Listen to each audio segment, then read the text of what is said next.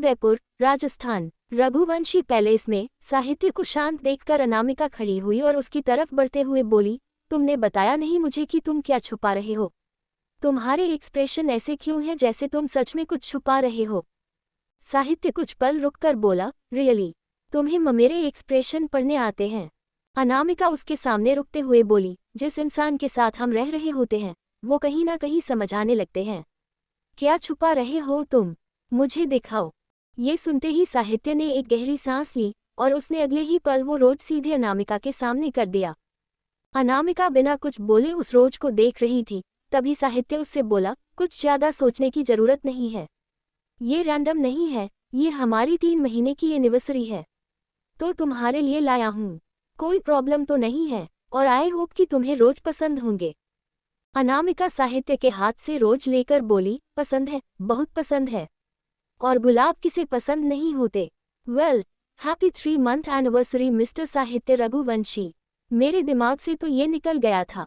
साहित्य गहरी सांस लेकर बोला, मैं कभी कुछ भूलता नहीं हूँ और कभी कभी ये आदत बहुत बुरी हो जाती है। अनामिका कंफ्यूजन से बोली, क्या मतलब बुरी हो जाती है? हमेशा चीजें याद रखना अच्छी आदत है। साहित्य बीच में बोला, अनामिका, अच्छी चीजें याद रहे तो बहुत अच्छी बात है, लेकिन चीजें याद रखने में बुरी चीजें भी तो होती हैं ना। जब वो याद रहती हैं तो दिमाग खराब होता है। तुम्हारे कल की वजह से तुम्हारा आज डिस्टर्ब होता है और ये सच है। अनामिका कुछ पल रुक कर बोली, तो फिर उन यादों को किसी के साथ शेयर करो ना। और किसी के साथ क्यों? तुम मेरे साथ शेयर कर सकते हो, कोई बड़ी बात है क्या? ये सुनते ही साहित्य चुपचाप उसे देखने लगा था। उसके दिमाग में इस वक्त कई चीजें चल रही थीं। अनामिका फिर से कुछ बोलने वाली थी कि तभी साहित्य उससे बोला, नथिंग स्पेशल, बस होती है, कुछ चीजें सबकी लाइफ में होती हैं, कोई बड़ी बात नहीं है। मैं बस तुम्हें ये रोज देने आया था क्योंकि you are my wife, just इसलिए बाय। अनामिका गेट की तरफ देख रही थी और कुछ सोच रही थी। उसने अपने हाथ में पकड़े हुए गुलाब को देखा और धीरे से बोली, कल की वजह से आज खराब हो रहा है।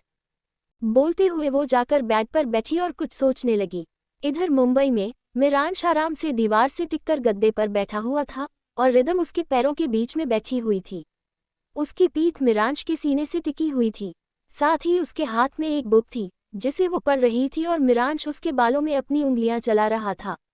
उस पूरी जगह पर रिदम के बोलने की आवाज आ रही थी। थोड़ी देर बाद रिदम बुक बंद करते हुए बोली, ये क्या बात हुई? मिरांश कुछ पल रुककर बोला, क्या क्या बात हुई प्रिंसेस? रिदम एक नज़र उसे देखकर बोली, क्या सच में अदा आश्रय के लिए कभी कुछ फील नहीं करती थी? आई मीन, इसकी एंडिंग कितनी डिफरेंट है।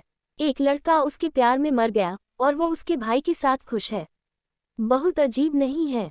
मिरांश गहरी सांस लेकर बोला, अगर वो प्यार करती तो फिर वो आश्रय को चुन सकती थी प्रिंसेस, लेकिन उसने उसे चुना जिससे वो प्यार करती थी। रिदम गहरी सांस लेकर बोली, ये सब छोड़ो, आप मुझे बताओ कि अब हम क्या करेंगे? मिरांश उसे देखते हुए बोला, तुम्हें क्या करना है प्रिंसेस? तुम जो चाहोगी हम वही करेंगे। रिदम मुस्कुराते हुए बोली, गाना, तुम गाना गा दो मेरे लिए, आखिर तुम्हारी आवाज के पीछे तो मेरा सुकून है। मतलब तुम गाना गाओ मेरे लिए, बस। बोलकर उसने वो बुक वहीं साइड में रख दी और फिर हल्का सा पीछे हटती हुई सीधे मिरांश की तरफ मुड़कर उसे देखने लगी। मिरांश ने वहीं साइड में रखा हुआ अपना गिटार उठा लिया और वापस रिदम की तरफ देखा। रिदम मुस्कुराते हुए बोली, अब तुम ये जानना चाहते हो कि मुझे आखिर सुनना क्या है? तो राब्ता। सुनते ही मिरांश हल्का सा मुस्कुराया और उसने धीरे धीरे गिटार बजाना शुरू कर दिया। रिदम अपने घुटनों पर सर टिकाए आराम से मिरांश को देख रही थी। तभी मिरांश गुनगुनाते हुए बोला, कहते हैं खुदा ने इस जहां में सभी के लिए किसी न किसी को है बनाया, हर किसी के लिए तेरा मिलना है उस रब का इशारा, मानो मुझको बनाया तेरे जैसे ही किसी के लिए। ये लाइन सुनते ही रिदम के चेहरे पर एक हल्की सी मुस्कुराहट आ गई। उसने अपनी आंखें बंद कर ली और कुछ सोचने लगी। वहीं मिरांश रिदम के चेहरे को देखते हुए आगे के लिरिक्स गुनगुना रहा था। थोड़ी देर बाद रिदम ने अपनी आंखें खोली और मिरांश को देखकर बोली, तुम रुक क्यों गए?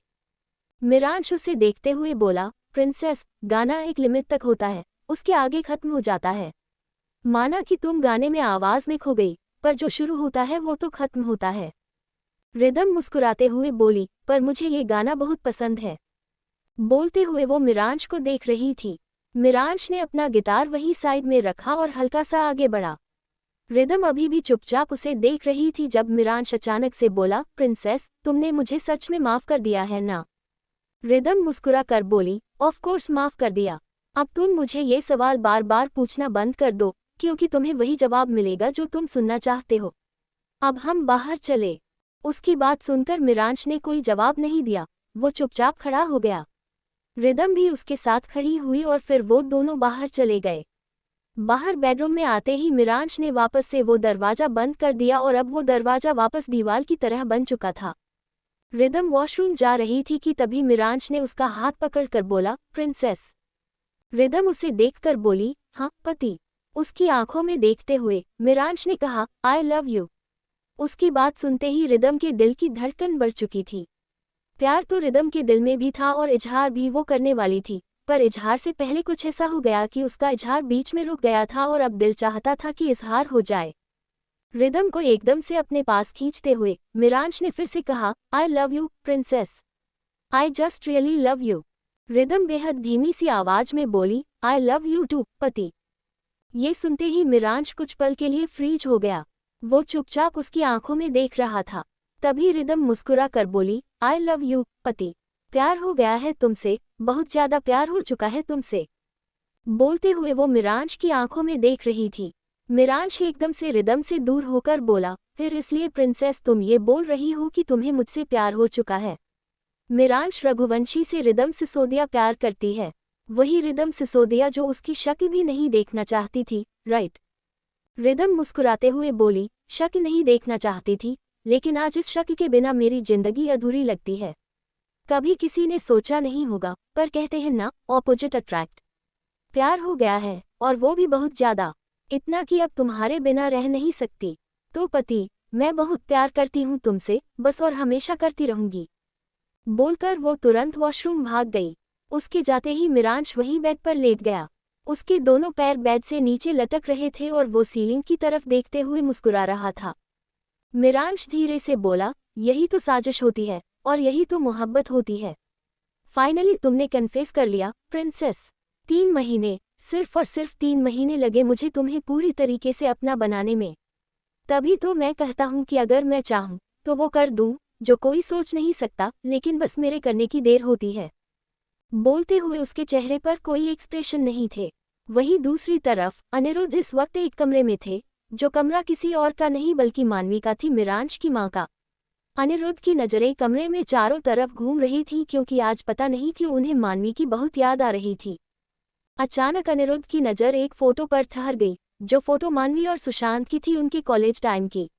अनिरुद्ध उसे देखते हुए बोले, प्यार सिर्फ और सिर्फ एक गलती होती है, और जब प्यार में पागलपन हो तो वो सबसे बड़ी गलती होती है। वही गलती तुमने की थी, मानवी। बोलते हुए अनिरुद्ध की नज़रें उस फोटो पर ही ठहरी हुई थीं। तभी अचानक कोई उसे कमरे में आकर बोला, आप यहाँ पर क्या कर रहे हैं, डैड? ये सुनते ही अनिरुद्ध ने मुड़कर अपने सामने खड़े प्रथम को देखा। प्रथम राजपूत, अनिरुद्ध राजपूत का इकलौता बेटा, और उसकी उम्र मिरांश के बराबर ही थी। अनिरुद्ध ने प्रथम की तरफ देखते हुए कहा, कुछ नहीं, बस ऐसे ही आ गया।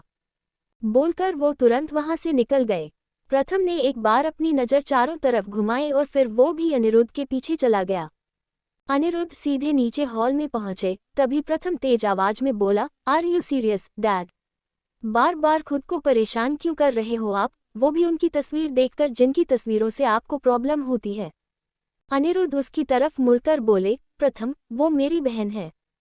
प्रथम गुस्से में बोला, वही बहन जिसने किसी चीज के बारे में नहीं सोचा, राइट? आपको छोड़कर चली गई, सबको छोड़कर चली गई। उन्होंने अपनी इज्जत का तमाशा बनाया, सिर्फ और सिर्फ एक प्यार के नाम पर। यू नो, मुझे समझ में नहीं आता कि वो आपकी बहन कैसे हो सकती थी, और आई एम हैप्पी कि मैंने उन्हें कभी देखा नहीं। अनिरुद्ध बिना किसी भाव के बोले, प्रथम राजपूत, कंट्रोल योर लैंग्वेज। प्रथम अनिरुद्ध की आंखों में देखते बोला, then control your emotions, dad. आप अपने इमोशंस कंट्रोल करिए, मैं अपनी जुबान भी कंट्रोल कर लूंगा। वैसे मैंने बोला नहीं, लेकिन मुझे पता चल गया था कि मिरांश रघुवंशी की बीवी आपसे मिलने आई थी।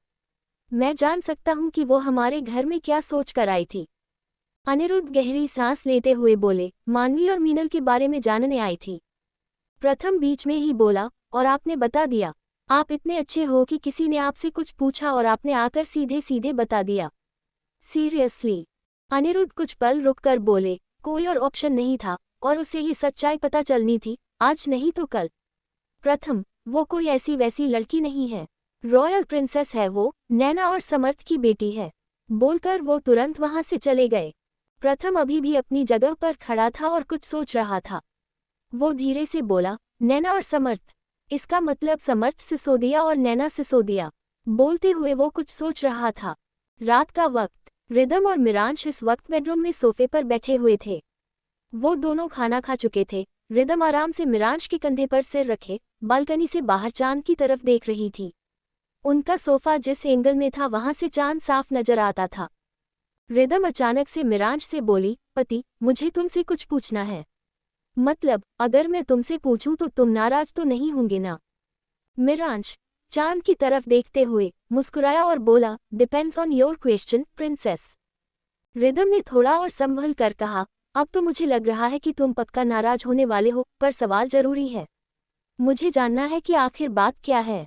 आई want to know everything about you. वो हल्का सा पीछे हटी और मिरांश को देखने लगी। मिरांश ने उसे देखते हुए कहा, I told you, princess. Depends on your question. अगर तुम्हें लगता है कि तुम कुछ गलत पूछने वाली हो तो भी पूछो, और अगर सही पूछ रही हो तो भी पूछो। मेरा रिएक्शन वैसे भी तुम हैंडल कर लेती हो। रिदम कुछ पल रुककर बोली, तुम्हारे एपिसोड क्यों होते हैं? किस तरीके से तुम बिहेव करते हो, वो एपिसोड ही लगता है। Like, are you bipolar? Rhythm के सवाल के बाद पूरे कमरे में शांति छाई हुई थी। रिदम की नज़र मिरांश के ऊपर ठहरी हुई थी जो खुद उसे देख रहा था, पर वो कुछ बोल नहीं रहा था। रिदम फिर से बोली, अगर तुम्हें जवाब नहीं देना तो इट्स ओके। मैं कोई जबरदस्ती नहीं कर रही हूँ, वो तो मैं। वो अभी बोल रही थी कि तभी मिरांश ने उसके होठों पर उंगली रखकर उसे चुप कर दिया। रिदम चुपचाप अपनी शांत नज़रों से मिरांश को देखने लगी। तभी मिरांश उसके होठों पर से अपनी उंगली हटाते हुए बोला, येस, तुम जो सोच रही हो सच है, प्रिंसेस। रिदम धीरे से बोली, कब से ये कोई ऐसी चीज तो नहीं है ना कि अपने आप हो जाएगी। मीर कब से है ये? मिरांश कुछ पल रुककर बोला, मुझे नहीं पता। नहीं पता प्रिंसेस की सारी चीज कब से शुरू हुई, बस इतना पता है कि शुरू हुई, फिर धीरे धीरे समझ में आया। पहले बहुत एक्सट्रीम लेवल पर था, धीरे धीरे कम हो चुका है, और मेडिटेशन का असर है कि अभी और कम है। मैं पागल नहीं हूँ ना, पागलों जैसी हरकत करता हूँ बस मैं। इससे आगे वो कुछ बोल पाता कि तभी रिदम ने उसके हाथ पर अपना हाथ रखा और फिर खुद उसके सीने से लग गई। मिरांश ने बिना कुछ बोले उसकी पीठ पर हाथ रखा और वो चुपचाप सामने देखने लगा। रिदम धीरे से बोली, तुम बताओ, मैं सुन रही हूँ, तुम बताओ, मैं तुम्हें जज नहीं करूंगी। मिरांश कड़वाहट भरे लहजे में बोला, प्रिंसेस, तुमने मुझे तब जज किया था जब जजमेंट की उम्मीद मुझे किसी से नहीं थी। जब मुझे इसका मतलब भी नहीं पता तो अब मैं तुमसे उम्मीद नहीं कर सकता। उसकी बात सुन रिदम ने लाचारी से अपनी आंखें बंद कर ली, लेकिन वो मिरांश से अलग नहीं हुई। तभी मिरांश गहरी सांस लेकर बोला, रघुवंशी पैलेस से निकलने के बाद जब मैंने डिसाइड किया कि मुझे अकेले रहना है, सिंगिंग फील्ड में अपना करियर बनाना है, तब मुझे रियलाइज हुआ कि मेरी मेंटल हेल्थ की धज्जियां उड़ चुकी है। उस रघुवंशी खानदान ने मेरी जिंदगी का तो पता नहीं, लेकिन मेरी मेंटल हेल्थ को सूली पर चढ़ा दिया।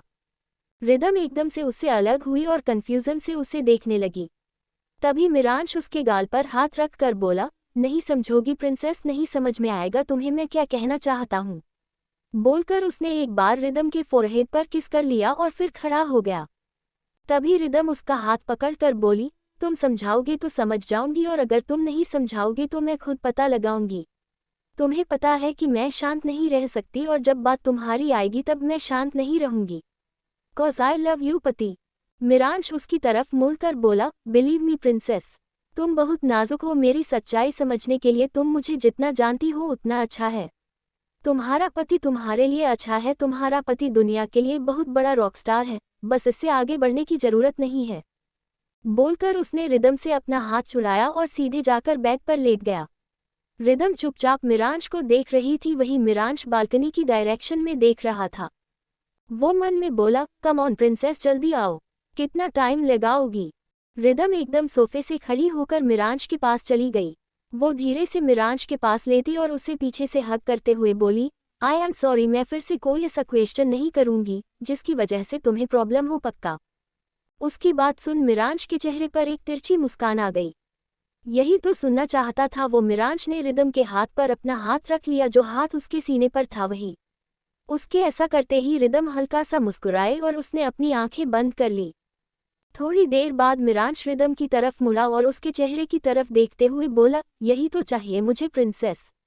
तुम कोई सवाल मत करो, तुम वैसे रहो जैसे मैं चाहता हूँ। तुम्हें दुनिया के सामने अकेला नहीं छोड़ूंगा प्रिंसेस। बस मुझे मजबूर मत करना कि मैं अपनी हद पार करूं। तुम्हारे साथ में कोई हद भी पार नहीं करना चाहता माय लिटिल प्रिंसेस। बोलकर उसने रिदम के हाथ पर हल्की सी किस कर ली और उसे अपने सीने से लगा लिया। अगला दिन रिदम ने करवट बदलते हुए अपनी आंखें खोली, तभी फोन बजने की आवाज आई। उसने बिना आसपास देखा यूं ही नींद में फोन उठाया। दूसरी तरफ से गौतम की आवाज आई, मीर भाई आप कहाँ पर हो? मैं कब से आपको कॉल कर रहा हूँ, आप फोन नहीं उठा रहे हो। और रिदम बीच में बोली, मैं हूँ। गौतम छत से बोला, भाभी आप? आई एम सॉरी, मुझे नहीं पता था कि आप फोन उठा लोगी। रिदम उठते हुए बोली, इट्स ओके, तुम मीर को कॉल कर रहे हो? अभी क्या हुआ, सब कुछ ठीक है? गौतम कुछ सोचते हुए बोला, हाँ भाभी सब ठीक है। भाई कहाँ पर है? रिदम कुछ बोल पाती कि तभी मिरांश वॉशरूम से बाहर आया और उसे देखते ही रिदम की नज़र उस पर ठहर गई।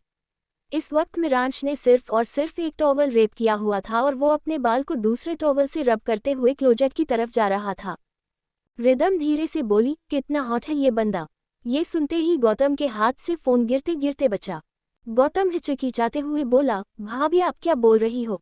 ये सुनते रिदम एकदम से होश में आए और मुस्कुराकर बोली, कुछ नहीं, मैं कुछ भी नहीं बोल रही। मैं ये बोल रही हूँ कि मीर अभी वॉशरूम से बाहर आया है, वो कपड़े पहन कर आएगा तो मैं उसे फ़ोन दे दूंगी। बोलकर उसने कॉल कट कर दिया। रिदम खुद से बोली, ये क्या बोल रही थी? क्या सोच रहा होगा गौतम, कितनी बड़ी बेशर्म हूँ मैं। अकल नहीं है क्या? रिदम सिसोदिया, एक्चुअली गलती नहीं है मेरी, गलती इस मिरांश रघुवंशी की है। इतना हॉट क्यों है ये बंदा? इसे देखते मुंह से यही निकलेगा ना। बोलकर उसने गहरी सांस ली और तुरंत बेड से उठकर वॉशरूम चली गई। थोड़ी देर बाद मिरांश बाहर आया और उसने तुरंत अपना फोन उठा लिया। गौतम का कॉल देखकर उसने जैसे ही गौतम को कॉल किया तभी रिदम बाहर आकर बोली, वो गौतम का कॉल। मिरांश बीच में बोला, मैंने उसे कॉल कर लिया है प्रिंसेस। बोलकर वो बाहर चला गया। वही कॉल पिक होते गौतम झट से बोला, इस बार आप ही हो ना भाई? मिरांश नीचे जाते हुए बोला, हाँ मैं हूँ प्रिंसेस, से कोई बकवास तो नहीं की तुमने? गौतम राहत की सांस लेकर बोला, बच गया भाई, वरना मेरे मुंह से पक्का कुछ निकल जाता। चिराग आहूजा ने जिस मीडिया वाले के ऊपर हाथ उठाया था उस बंदे ने चिराग आहूजा के खिलाफ फाइल कर दी है। मिरांश डाइनिंग टेबल की तरफ बढ़ते हुए बोला, वेरी गुड। लोग अपनी कब्र खोदना नहीं चाहते, पर चिराग आहूजा वो पहला इंसान है जिसने अपनी कब्र खुद खोदी है। अब वो उसमें गिरेगा भी और मरेगा भी। बोलते हुए वो चेयर पर बैठ गया। उसने निधि को इशारा किया जो कॉलेज जाने के लिए रेडी थी। निधि ने जल्दी से मिरांश को खाना सर्व किया और वो अपना कॉलेज बैग लेकर तुरंत वहां से निकल गई। गौतम मुस्कुराते हुए बोला, एग्जैक्टली भाई, यू नो वॉट, वैसे तो आपकी हरकतें ऐसी है कि मेरा मन करता है कि आपको रोकूं, पर इस हरकत में मैं आपके साथ हूँ। चिराग आहूजा मुझे बिल्कुल पसंद नहीं, और पिछली बार जो आपके और उसके बीच कंट्रोवर्सी हुई थी, उसने जितनी बड़ी चीटिंग की थी वो मैं कभी नहीं भूल सकता। मिरांश धीरे से बोलना, तो मैं भी कुछ नहीं हूँ गौतम, और ना मैं ये भूला हूँ कि वो कंट्रोवर्सी कितनी बड़ी बनी थी। अगर उस वक्त सही वक्त पर कुछ नहीं संभाला जाता तो मेरे करियर पर बात आ सकती थी। वेल, इस वक्त जो हो रहा है वो चिराग आहूजा पर भारी पड़ेगा, और सबसे बड़ा अटैक उसे तब मिलेगा जब सुरेश भाटिया उसे अपने सारे कनेक्शन पब्लिकली खत्म कर देगा। बोलते हुए उसके फेस पर एक इविल स्माइल आ गई थी। तभी मिरांश की नजरें रिदम की तरफ चली गई जो कि नीचे आ चुकी थी। मिरांश रिदम की तरफ देखते हुए गौतम से बोला, बाद में बात करता हूँ। बोलकर उसने कॉल कट कर दिया। रिदम उसके बगल में बैठते हुए बोली, निधि कॉलेज चली गई। मिरांश उसे देखकर बोला, तो तुम क्या चाहती हो प्रिंसेस, वो हमारे साथ रहकर हमारी हरकतें नोटिस करें? रिदम अपनी आंखें छोटी करके बोली, what do you mean by हमारी हरकतें? हम ऐसी कौन सी हरकत करते हैं जो कोई देखेगा तो प्रॉब्लम होगी? ये सुनते ही मिरांश ने एकदम से रिदम को देखा और अगले ही पल उसने रिदम की चेयर अपने पास खींच ली। रिदम हैरानी से मिरांश को देखने लगी। तभी मिरांश झुककर उसके कान में बोला, मुझे बताने की जरूरत है। बोलते हुए उसके होंठ रिदम के कान को हल्का हल्का छू रहे थे। रिदम धीरे से बोली, एक मिनट, लिसन पति, पहले तो तुम दूर हो। मिरांश सार्कास्टिकली बोला, कमाल करती हो प्रिंसेस, पति भी बोलती हो और फिर बोलती हो कि दूर रहो। ऐसे थोड़ी होता है। बोलते हुए वो अपने फिंगरटिप्स से धीरे धीरे रिदम के कॉलरबोन पर पैटर्न बना रहा था। रिदम गहरी सांस लेकर बोली, पति प्लीज। बोलते हुए उसने अपनी आंखें बंद कर ली। मिरांश ने कुछ पल रिदम के चेहरे को देखा और फिर उसके गाल पर किस करके वो पीछे हट गया। रिदम अपनी आंखें खोलते हुए बोली, सीरियसली ऐसी हरकतें मत किया करो पति। मुझे अभी न्यूज़ हाउस जाना है और अगर मैं ऐसी शक्ल लेकर जाऊंगी ना तो शीतल पक्का समझ जाएगी कि मैं कुछ करके आ रही हूँ। मिरांश बेफिक्री अंदाज में बोला, तो बोल देना प्रिंसेस कि तुम अपने पति के साथ कुछ कर रही थी। तुम कुछ भी करो, शीतल को क्या प्रॉब्लम है, अपने काम से काम नहीं रख सकती वो। रिदम धीरे से बोली, दिस इज वेरी रूड। उसकी बात का मिरांश ने कोई जवाब नहीं दिया।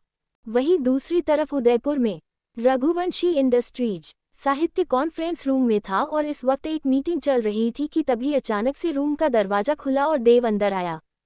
साहित्य देव को देखकर बोला, व्हाट? देव धीरे से बोला, बहुत इंपॉर्टेंट बात करनी है सर, प्लीज थोड़ी देर। ये सुनते ही साहित्य ने एक बार सबको देखा और फिर कंटिन्यू करने का इशारा देकर वो बाहर चला गया। बाहर आते ही साहित्य सवालिया नजरों से देव को देखने लगा। तभी देव उससे बोला, बहुत बड़ी बात पता चली है सर, आपको बताना जरूरी है, आपको पता चलना चाहिए। साहित्य गहरी सांस लेकर बोला, क्या बात है? देव झट से बोला, आप लोगों की शादी में जो गड़बड़ हुई थी, मतलब अनामिका शेरावत की शादी आपसे और रिदम सिसोदिया की शादी आपके भाई से, वो सब कुछ आपके भाई की ही प्लानिंग थी। ये सुनते ही साहित्य एकदम से फ्रीज हो गया। देव फिर से बोल, ये सर, ये सब कुछ उन्होंने ही प्लान किया था। आई थिंक उन्हें रिदम सिसोदिया पहले से ही पसंद थी, इसलिए उन्होंने ये सारी प्लानिंग की। एवं वो डिजाइनर जिसे हम तब से ढूंढ रहे थे, जिसे हमने पकड़ा भी, वो डिजाइनर तो असली था ही नहीं। असली डिजाइनर तो इंडिया में कभी रहा ही नहीं। 3 महीने से वो इंडिया से दूर है और उसका प्लान नहीं है इंडिया आने का। साहित्य धीरे से बोला, देव अगर तुम्हारी इन्फॉर्मेशन गलत निकली तो सोच लेना, I will not leave you. देव साहित्य की आंखों में देखते हुए बोला, अगर कोई गलती होती तो मैं मान लेता फिर, लेकिन मुझे पता है कि इस बार जो इन्फॉर्मेशन मेरे हाथ लगी है वो 110% सच है। उसकी बात सुन साहित्य ने एक गहरी सांस ली। वो तुरंत अपने केबिन की तरफ चला गया। साहित्य जैसे कैबिनेट पहुंचा, उसकी नज़रें टेबल पर रखी हुई एक फाइल की तरफ चलेगी। उसने जल्दी से वो फाइल खोलकर देखी। उसमें कुछ फोटोज थी जिसमें गौतम उस डिजाइनर के साथ दिख रहा था जो उनका डिजाइनर था, और ये डिजाइनर अलग था जो कि साहित्य के पास 3 महीने पहले आया था।